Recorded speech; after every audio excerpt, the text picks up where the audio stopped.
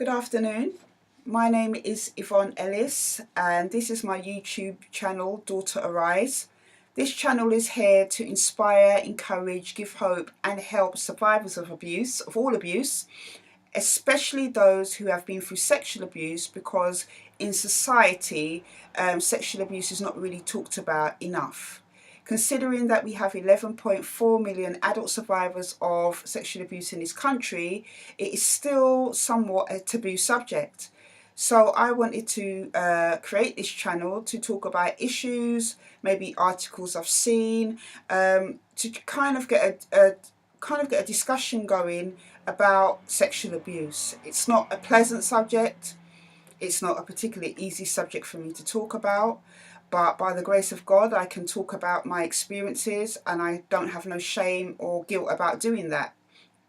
And I want to be able to kind of show other people and encourage other people that your past doesn't have to define your future, or, you can go on to lead a life that you want to lead, not one that's been inherited from abuse.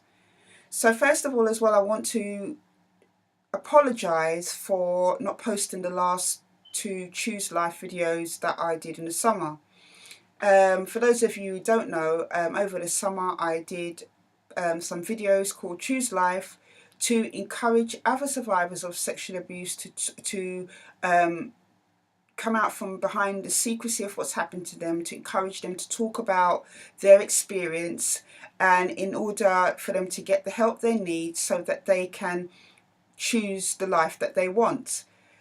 Many people who have been through sexual abuse just go through life just taking what life gives them, not expecting nothing much for themselves, not hoping for nothing much for themselves, because of the experiences they've had.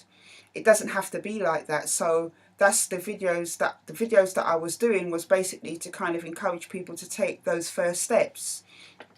I will be doing the last two in the series of the Choose Life videos, so please bear with me.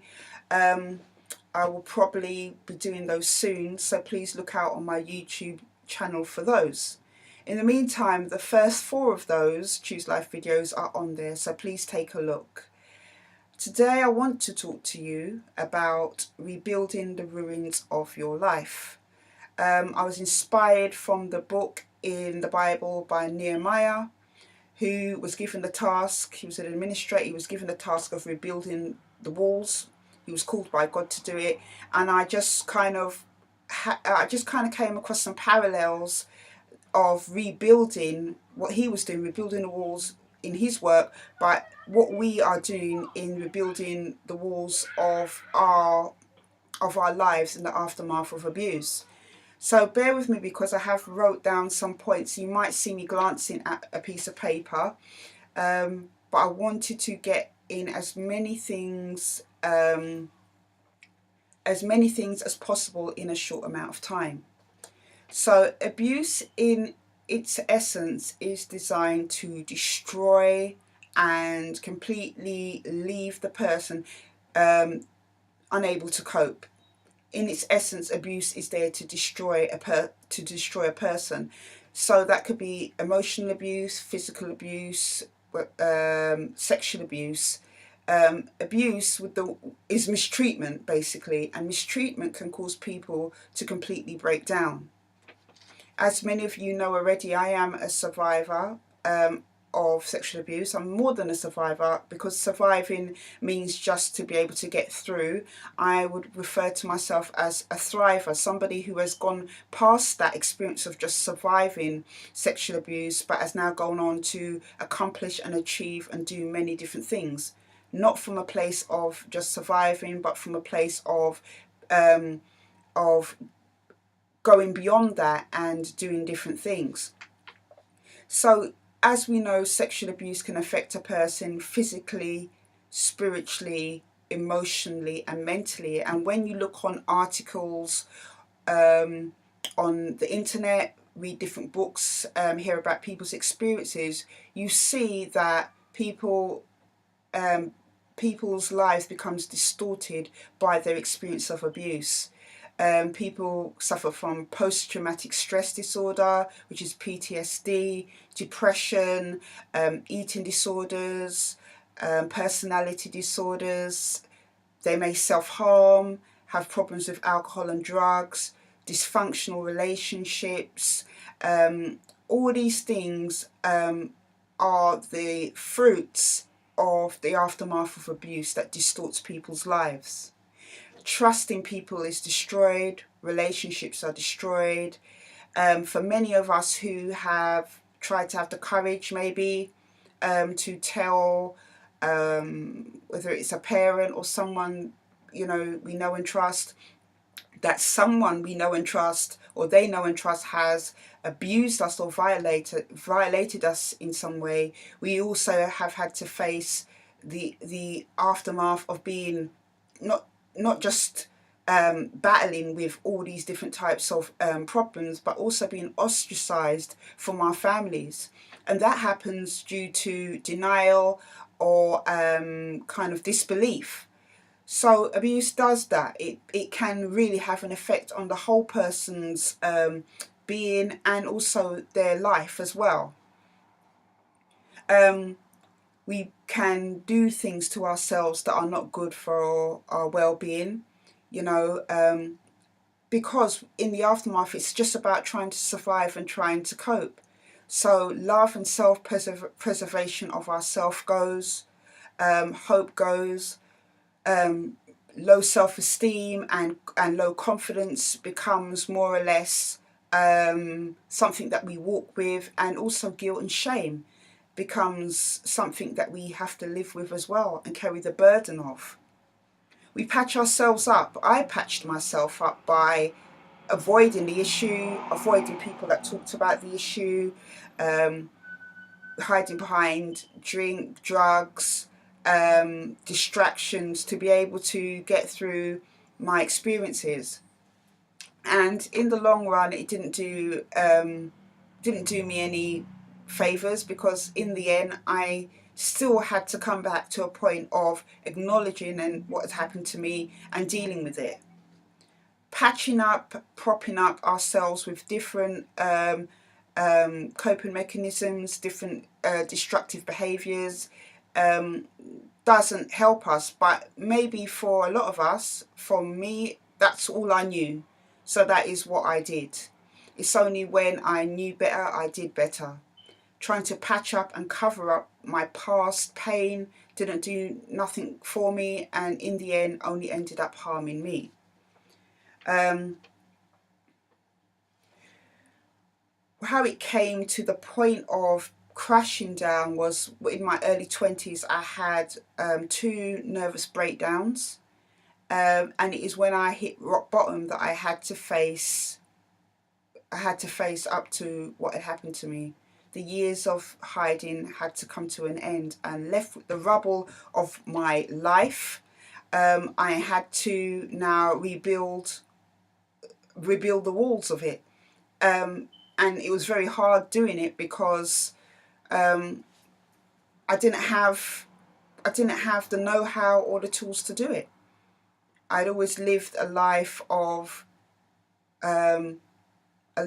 from a point of just coping and surviving. So when it came to it, I didn't even know who I was. So I had to really start from scratch.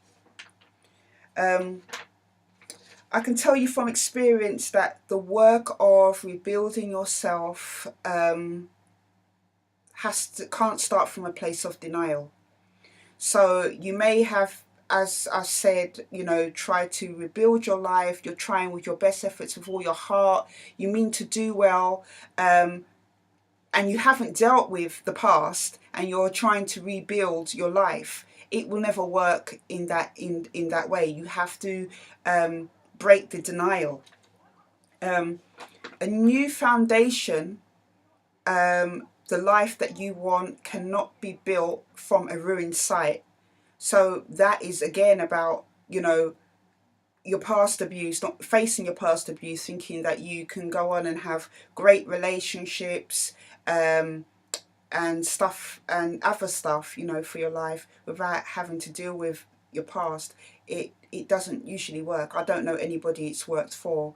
It always has to start from a place of facing up to what's happened to you. And it takes courage to be able to do that. You know, restoring your life has to first come from the foundation of courage. Courage is what is needed to face denial and acknowledge what has happened to you. It is very painful. It is something that I found extremely difficult. So from the age of 13 when I got taken into care to 22 years old, I spent that whole time denying and trying to cover up what was happening to me, what happened to me. But it was very painful. I had no choice when I had the breakdown to face it. And it has been a very painful process. I've had to face up to a lot of things about myself. And it's not been easy. But if you were to ask me the question of if I think it's worth it, it's worth it. It involves self-sacrifice. It involves dealing with past painful memories and hurt. It involves all these things, but I can tell you it's worth it. It may not feel it at the time, but it definitely is, because now I live a life that I want to live. It's painful as well because for 90% of us, it is someone that we know, love and trust that has done this to us. Statistics tells us that. I mean, you can look on NSPCC website or just type in statistics of abuse, of how sexual abuse happens. Stranger danger is very, very rare. It is always somebody the person knows, loves or trusts. It could be a parent, a cousin, a family friend, an uncle, a childminder, a member of our church, mosque, wherever it is. It's somebody that has access to us, who knows us, who does these things to us. And it's very, very painful. And to be able to come to terms with that does actually take time. It's a process. It's been a 31-year journey for me, by the grace of God, to be able to, and it has been with the help of God, to be able to rebuild my life, rebuild each part of what has happened, what happened to me, to be able to rebuild each part of what was fragmented has literally been brick by brick. It's not been easy. But it can be done. I'm proof of that it can be done. I'm a work in progress. 31 years later, I'm still here. I'm still rebuilding my life. I'm being restored by God. In Jeremiah 30:17 in the Bible, it talks about what God has to say about this. He says that he will restore your health unto you, and your wounds he will heal, and he will, because he has recalled us from being called as an outcast. It is horrible when you've been through sexual abuse. You're without family support, without emotional help. You're suffering inside. For a lot of people, they can't even acknowledge what has happened to them. And it's very few actually that are able. I mean, I only know of a few people who have, less than 10 maybe, less than 5, who have been able to, who have said, and this is through the work I've done within my organisation, Daughter Arise, which has been running for now 5 years, who have told their family that this has happened to them, a family member, whoever's that happened to them, and they have the support of their family. It's very, very rare that they get the support they need. So they're treated like an outcast, made to feel bad for an experience that has happened to them as a child. I want you to know today that what has happened to you is not your fault. Don't let anybody convince you that it is your fault. It is the fault of those who choose to use their power and position as an adult to do what they have done. The guilt and shame belongs to them, not to you. God can help in that process. He's helped me in that process and restored me and helped me to understand that, that it is, everyone is given free will. My father chose to do what he did. He used his free will to do that. And the shame and the guilt of that is not my fault. But unfortunately, I was the one left with all the pieces of my life, not knowing who I was, trying to rebuild it, you know. And I wouldn't have been able to do that without the help of God. He's helping to restore. He's healing my wounds of what other people have done, and helping me to also, you know, restore, kind of help myself, and kind of forgive myself for how I tried to do that. You know, I didn't know better, so I didn't do better. But now I do. I try and follow that and help other people in the process. Um, um, I mean, I would encourage you to face that, you know, because, you know, it is one thing to have people's guilt and shame of what's been done to you heaped upon you, and also punishing yourself as well by living in silence. You know, I would encourage you to speak out about it. Don't add to that, because it's not fair to you. You know, it hinders you. And you know, a lot of the time the people that do these things, they're out there leading their life, you know, not giving a thought to it, because believe me, they don't just do it to one person. They're prolific in what they do. They're very good at making the one person feel like they're the only person. But we see time and time again they've done it to other people. They're out there living their life, not giving a thought. A lot of them think it's right what they've done to you. You know, they think it's their right to do it to you. My father thought it was his right to do it to me, but it wasn't his right. You know, he violated the relationship between a father and daughter and did what he did. You know, and whoever's done it to you, they've violated that relationship. Don't add to that violation of yourself by denying yourself the help you need to rebuild your life. It's not easy, and of course I'm not perfect. I still struggle, you know, with a lot of things, you know. But you know, I just try and get the help I need, and deal with it, you know. And brokenness, while it is part of our journey, because you know, being violated leaves brokenness, leaves heartache. While it has been part of my journey, it is not my destination. Recognize it for what it is, but also recognize it as part of the journey to kind of being free, to being the person that you want to be. In order to enjoy your life, you have to face your past. And in doing that, you know, you will rebuild your life.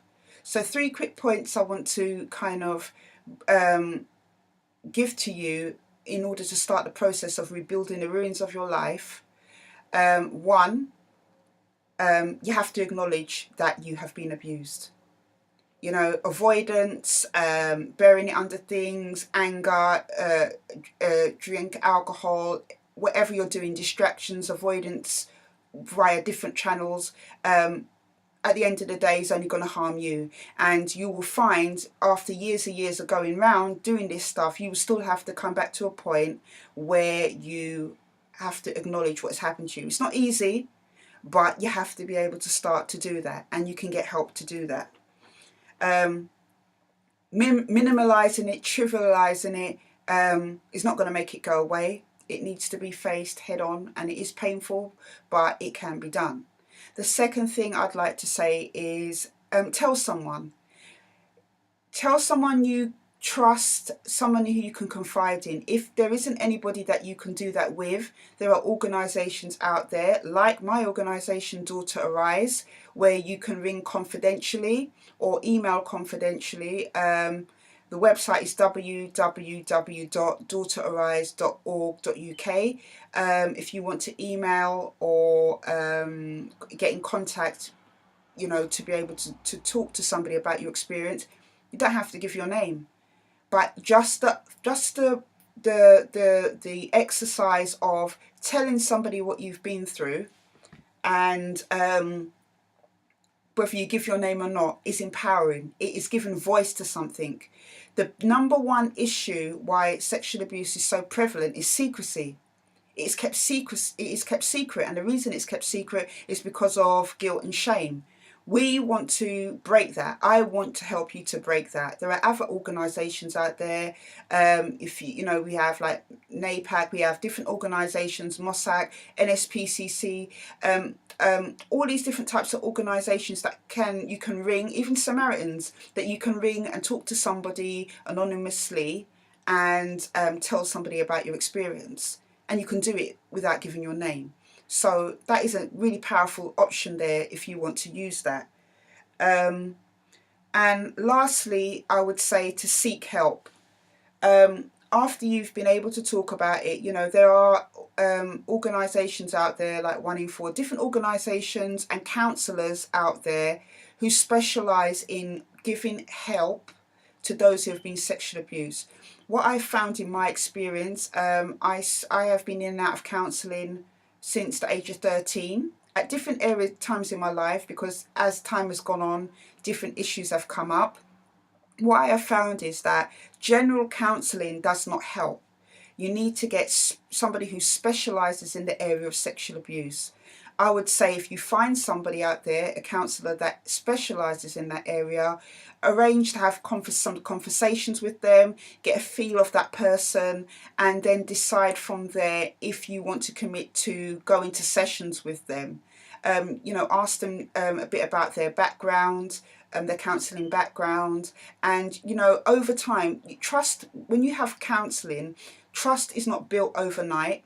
It takes time to be able to build up. As with any relationship, it takes time to build up a relationship with that person, and that happens over time. So if you find that you go to counselling and you think, oh, you might, at first it feels really yucky and horrible. You think, oh my gosh, I didn't realise it feels so bad. But it will feel bad for a little while. But trust me, after a while of talking about it, you'll start to see things different. So if you go and, you know, don't quit. Bear with it a little while, and also tell the counsellor if you're struggling as well. They're there to help you. If counselling is not your thing, there are support helplines out there, as I've said, or support group. Daughter Arise, I run a support group through Daughter Arise once a month on a Wednesday. I've been doing it for 2 years with somebody who helps facilitate the group. And basically it's once a month coming together for a couple of hours. Second Wednesday of the month we do it to encourage and support and look at ways of building self-esteem and finding hope. And it's amongst like-minded people who've had similar experiences. So, you know, these are just some of the ways that you can start to rebuild the ruins of your life. And it can be done. So that's basically all I want to say for today. If you'd like to talk to me, or you would like me to pray with you, and you don't have to know how to pray, I can pray with you if you want, or you just want to talk to somebody, please visit my website, www.daughterarise.org.uk. There you will find a contact form, and you can contact me via that and I will get back to you. Also as well, the details of the support group is on there, and below this video I will post a couple of counselling agencies that deal specifically with sexual abuse. They're just out there, so you contact them for yourself, and you can speak to them via, you know, email or contact their number and see what they have to offer. And yeah, that's basically it. I want to encourage you to start to look at those options. Oh, and also as well, on my website I have a fantastic resource, which is my blog. It's called Hope in the Future. So on that blog, I specifically talk about different issues that I have had and what has helped me to be able to overcome them.